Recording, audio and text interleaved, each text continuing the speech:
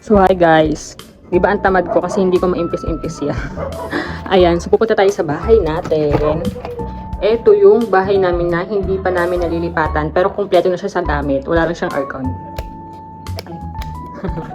Ayan. So hi guys, ayan, natuwa ako kasi may masyadong maraming views yung aking video.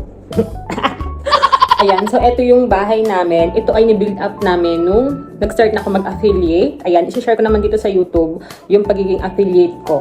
Diba? Nakatingin ako sa mukha ko at hindi sa inyo. So, ito yung kitchen namin. Ayan. And then, ito yung ref namin. Ito matagal na to. Nung nagtatrabaho pa kami ng asawa ko sa, company. Ayan. So, first time namin magkarep nun dati. First time ko pala. Sobrang tuwan-tuwa ako. Ayan, wala pa siyang laman kasi hindi pa kami nakakalipat. Tapos, ito naman yung live selling ng aking bianan na babae. So, dati nag-live selling ako kaso hindi ko na siya tinuloy kasi magpo-focus na ako sa posting dito sa YouTube. Sana supportahan nyo. So, ngayon, nagbibideo na ako, kakaligo ko lang. Yung ano ko naman, kasama yung lolo niya nasa labas. Tapos, ito yung TV namin. Ayan, medyo malaki din yung TV. Yung TV kasi, yan ay galing sa magulang ng aking asawa. Mabait na bianan ko. Tapos, sira na yan. Kumbaga, pinaayos lang namin 5,000. Pero syempre, mas nakamura na kami dyan sa ganang kalaki.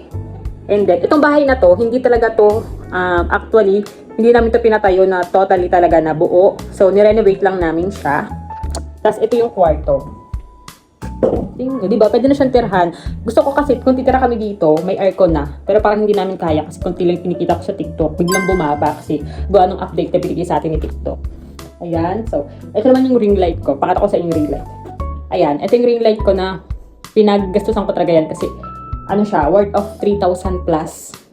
Maliwanag yan. Tapos minsan nakakatamad gamitin kasi isasaksak mo. Takot pa man din talaga ako magsaksak. Tapos yan, stroller ng anak ko na hindi naman nagamit. Ito na yung mga in-order ko dito sa TikTok, itong curtain. Tapos yung ibang mga kortina, sabianan ko. Yan, ito din bili namin to sa isang grocery store. Tapos, ay hindi, alam mo yung parang mga bilihan siya ng mga ganito. Kasi kulang yung binili namin na switch dun sa TikTok. Hindi mo nakatingin talaga ako sa akin at hindi sa inyo. So guys, itutur ko naman kayo dun sa taas.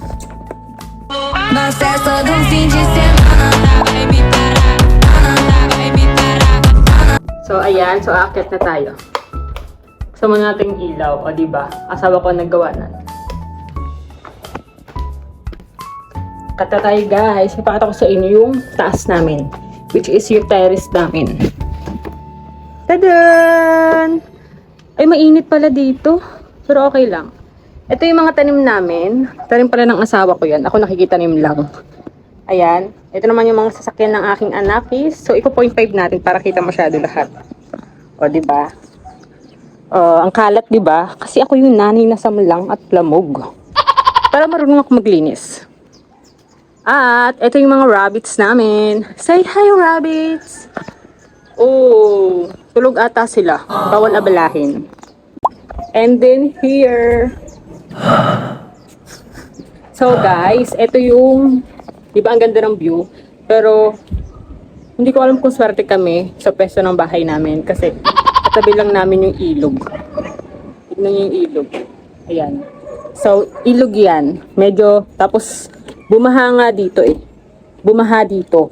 Sobrang as if talagang, may lutang pati mga ref, TV. Buti nga gumana pa yung ref nila at TV. Pag talaga original, nagana. So, ando kami sa duyan. Ayan. Nanghihingal ako sa aking sinasabi.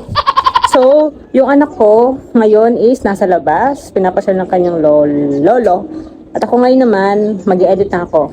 So, ko na kayo na house tour. So, kung gusto niyo pa ng akala mo sikat. Don't worry. Wala naman kasi diba, ba yan ang gulo ko?